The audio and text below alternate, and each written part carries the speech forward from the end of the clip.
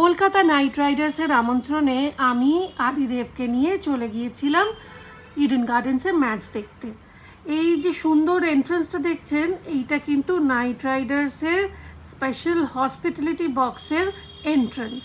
এখানে একটা লিফট রয়েছে যেটা আপনাকে সোজা নিয়ে চলে যাবে ইডেন গার্ডেন্সের হসপিটালিটি বক্সগুলোর সামনে, এবং সেখানে অনেকে থাকবে আপনাকে ওয়েলকাম করার জন্য।